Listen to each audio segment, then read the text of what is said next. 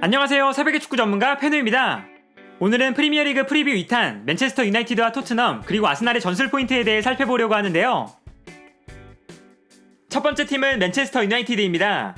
맨유의 가장 큰 관전 포인트는 아무래도 포그바와 브루노 페르난데스의 공전 문제일 텐데요. 기본적으로 맨유는 브루노 페르난데스를 영입한 이후 엄청난 상승세를 보여줬습니다. 브루노 페르난데스가 나온 9경기에서 6승 3무 단 한 차례의 패배도 없었고 22득점을 기록하는 동안 실점은 단 2골밖에 없었습니다. 브루노 페르난데스를 영입하기 전과 비교해보면 승률부터 득점과 실점까지 모든 부분에 있어서 엄청나게 좋아졌다는 것을 알 수 있는데요. 브루노 페르난데스가 팀을 완벽하게 바꿔놓을 수 있었던 이유는 부상으로 빠져있었던 포그바를 완벽하게 대체했기 때문입니다. 맨유는 이번 시즌 공격 작업의 큰 부분을 차지하는 포그바가 경기에 거의 나오지 못하면서 공격 작업에 엄청난 어려움을 겪었는데요. 링가드나 마타, 페레이라처럼 공격형 미드필더 자리에 출전하는 선수들이 중간에서 공격의 연결고리 역할을 제대로 하지 못했고 그 결과 공격 과정이 너무 투박하다는 것이 맨유의 가장 큰 문제점으로 지적될 때가 많았습니다. 그러나 브루노 페르난데스가 맨유로 이적한 이후로 중앙에서 볼을 소유하고 뛰어들어가는 공격수들에게 볼을 보내주는 과정까지 브루노 페르난데스가 공격을 전개하는 데 완벽한 모습을 보여주면서 맨유의 공격이 살아나기 시작했는데요. 따라서 솔샤르 감독은 4-2-3-1, 4-3-1-2, 3-4-1-2처럼 어떠한 경우에도 브루노 페르난데스를 꼭 시점으로 하는 정삼각 형태의 중원 라인으로 경기를 준비하는 모습을 보여줬습니다. 그리고 브루노 페르난데스의 영입은 수비적인 측면에서도 좋은 결과를 가져왔는데 브루노 페르난데스가 압박에 엄청나게 적극적인 선수라서 맨유가 볼을 빼앗겼을 때 전방에서 상대를 강하게 압박해줬고 여기에 더해서 프레드가 전방 압박을 함께 도와주면서 맨유가 강한 전방 압박을 시도할 수 있었습니다. 결과적으로 상대에게 역습을 허용하는 횟수가 줄어들었고 좀 더 안정적인 수비를 보여줬는데요.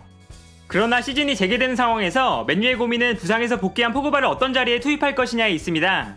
기본적으로 솔샤르 감독은 이번 시즌을 준비하면서 포그바를 수비라인 앞에 배치시키고 수비에서 공격으로 나갈 때 포그바의 롱패스 능력을 활용해서 앞선에 있는 레시포드, 마샬, 제임스처럼 빠른 공격수들의 스피드를 극대화시키는 경기 운영을 보여줬고 지공 상황에서는 상황에 따라 포그바가 높은 위치로 올라가서 창의적인 패스로 공격을 이끌었습니다. 따라서 경기를 보면 포그바는 맨유가 빌드업을 시작할 때 정삼각형 형태의 중원에서 중앙 미드필더 자리에 위치하고 후방에서 전방으로 볼을 넘겨주는 역할을 수행했습니다. 그런데 포그바가 없을 때 형성된 맨유의 중원 라인에는 포그바가 들어갈 자리가 굉장히 애매합니다. 포그바가 맥토미니나 마티치 대신 들어가면 포그바와 프레드 두 선수 모두 수비 라인을 지켜줄 수 있는 선수들은 아니라서 수비적으로 불안해질 수밖에 없고 포그바가 프레드 대신 뛴다면 포그바가 프레드만큼 많이 뛰어주는 선수가 아니라서 프레드가 전방 압박에 기여해주는 부분이나 중원 싸움에 헌신하는 부분이 사라지면 맨유의 중원 장악력에 문제가 생길 수 있습니다. 만약 포그바가 프레드 대신 뛴다면 브루노 페르난데스가 좀 더 수비적으로 뛰면서 중원 싸움에 가담해줘야 할 텐데요.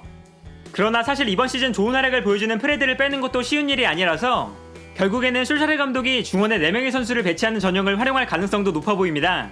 그리고 이러한 전형은 지난 시즌 솔샤르 감독이 포그바를 활용하기 위해서 종종 활용했던 전형인데 포그바가 공격적으로 전진했을 때 마티치와 프레드가 중원 라인을 형성하면서 포그바가 왼쪽에서 공격 작업에 집중할 수 있도록 도와주게 됩니다. 지난 시즌 경기 장면을 봐도 맨유가 4-3-1-2 전형을 활용할 때 포그바가 높은 지역까지 올라와서 공격형 미드필더와 동일선상에 위치하는 장면을 자주 볼 수 있었습니다. 이처럼 포그바가 없을 때 맨유의 선수 구성과 밸런스가 워낙에 좋았던 만큼 솔샤르 감독은 포그바가 복귀했을 때 포그바의 자리에 대해서 많은 고민을 할 수밖에 없고 한편으로는 브루노 페르난데스와 포그바 이 두 선수가 공격적으로 엄청난 영향력을 발휘해줄 수 있는 선수들인 만큼 브루노 페르난데스와 포그바를 어떻게 활용하느냐에 따라서 이번 시즌 맨유의 성적이 결정되지 않을까 합니다. 두 번째 팀은 토트넘입니다. 기본적으로 토트넘은 시즌이 중단되기 전에 시소코부터 케인, 손흥민까지 팀의 주축 선수들이 부상으로 경기에 나올 수 없게 되면서 팀을 운영하는 데 큰 어려움을 겪었습니다. 특히 손흥민, 케인, 시소코가 모두 빠진 최근 6경기에서 1무 5패, 단 한 경기도 승리하지 못하면서 굉장히 좋지 않은 흐름에 있었는데요. 토트넘은 이 세 선수가 모두 복귀하면서 리그가 재개했을 때 분위기 반전을 노리고 있습니다. 그리고 선수들이 모두 복귀했을 때 핵심적으로 살펴봐야 하는 부분은 왼쪽 측면입니다. 먼저 무리뉴 감독은 토트넘에 부임한 이후로 3백과 4백을 혼용하는 모습을 보여줬는데요.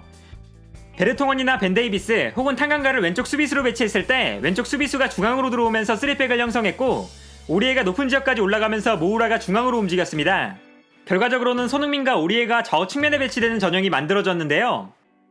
더군다나 로즈가 팀을 떠난 이후에는 4백을 형성했을 때 공격적으로 올라가줄 수 있는 왼쪽 측면 수비수가 없었기 때문에 3백을 만들면서 손흥민에게 측면 공격을 맡기고 손흥민이 좀 더 측면으로 넓게 위치하는 모습을 보여줬습니다. 그리고 반대편에서 볼이 들어올 때는 손흥민이 중앙으로 침투해서 득점을 만들어내기도 했는데요. 그러나 여기서 살펴봐야 할 것은 손흥민의 수비 부담이 늘어난다는 것입니다. 아무래도 오리에가 높은 지역까지 올라가 있는 상황인 만큼 오른쪽에서 공격을 진행하다가 오리에가 수비로 복귀하지 못하는 상황에서는 자연스럽게 3백이 오리에의 수비 뒷공간을 커버해주게 되는데, 이때 손흥민이 수비로 내려와 줄 수 있어야 반대편 측면에 공간이 발생하지 않는 것인데요.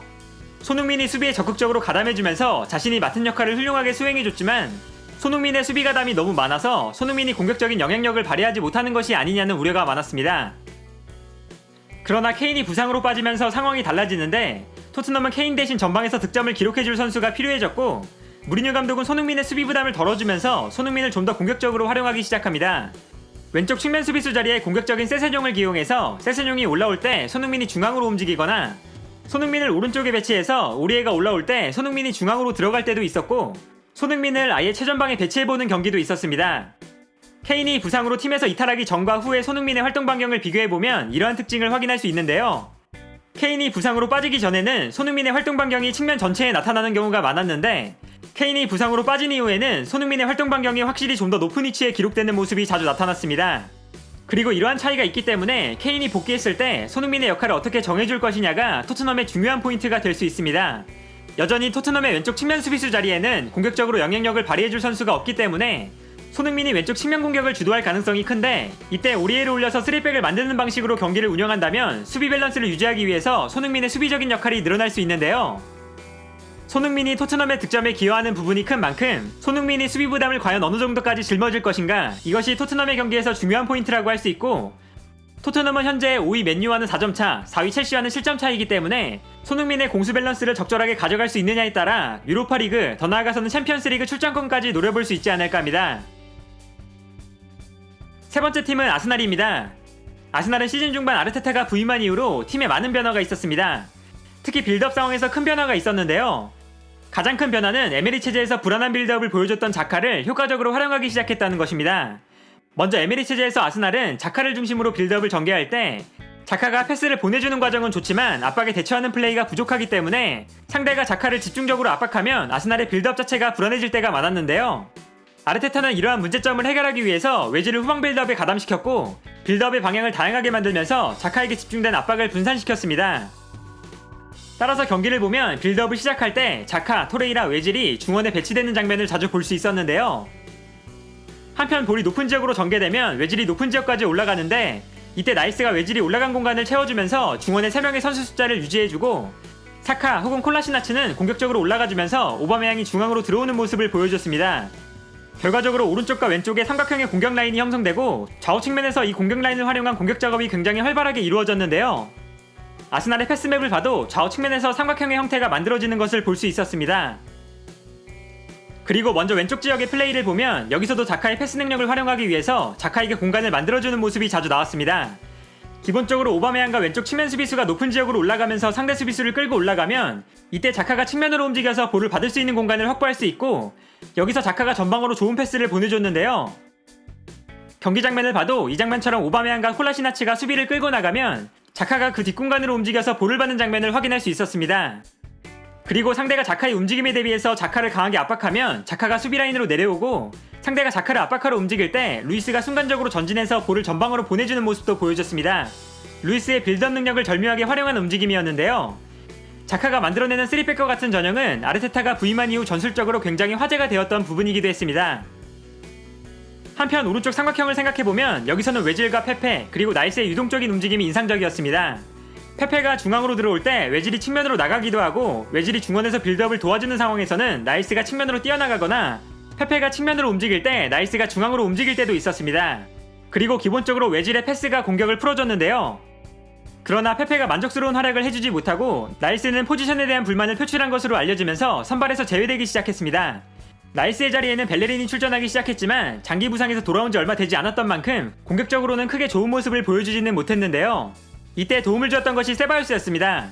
토레이라가 중원에서 수비적인 역할을 훌륭하게 수행하는 선수였지만 공격을 전개할 때 볼을 전개하는 데 있어서 조금은 아쉬운 부분이 있었고, 아르테타는 좀 더 공격적인 경기가 필요할 때 토레이라 대신 세바요스를 출전시키기 시작했는데요. 세바요스가 나왔을 때 얻을 수 있는 장점은 세바요스가 중원에서 상대의 압박을 이겨낸 이후에 전방으로 볼을 보내주는데 훌륭한 모습을 보여주면서 외질이 내려와서 빌드업을 도와주는 빈도가 줄어들었고, 그 결과 외질이 좀 더 측면 공격에 집중할 수 있게 되었다는 것입니다. 활동 반경을 비교해봐도 이러한 특징을 확인할 수 있습니다. 아르테타가 부임한 이후 외질은 빌드업에 도움을 주면서 중원까지 내려올 때가 많았는데 세바요스와 함께 출전했을 때는 왼쪽에서 공격에 집중하는 모습이 나타나고 있습니다. 그리고 왼쪽에는 자카가 볼을 전개할 때가 많기 때문에 세바요스는 오른쪽으로 움직여서 볼을 전개하는 데 도움을 주고 결과적으로 오른쪽 공격에 힘을 실어주고 있는데요. 이처럼 아스날은 아르테타가 빌드업 과정에 대한 문제를 조금씩 해결해 나가면서 16경기에서 8승 5무 3패로 시즌 중간에 부임한 것 치고는 나쁘지 않은 성적을 기록하고 있습니다. 특히 아르테타가 팀을 만들 수 있는 시간이 부족했음에도 불구하고 완성도 높은 빌드업 패턴을 보여주면서 팀이 발전할 수 있는 가능성을 계속해서 보여주고 있다는 것이 긍정적인 부분이고, 현재 맨유와는 5점 차, 첼시와는 8점 차이기 때문에 충분히 유럽 대항전 진출도 도전해볼 수 있는 상황입니다. 과연 아르테타가 시즌이 중단된 기간 동안 아스날을 얼마나 완성도 높은 팀으로 변화시켰을지 리그가 재개하는 시점에서 많은 축구 팬들이 아스날의 경기에 기대하는 이유가 아닐까 합니다. 오늘은 이처럼 맨유, 토트넘, 아스날 이 세 팀의 경기를 보는 관전 포인트를 살펴봤는데요. 관전 포인트와 함께 더욱 재미있게 경기를 보셨으면 좋겠습니다. 오늘 영상은 여기까지고요. 시청해주셔서 감사합니다.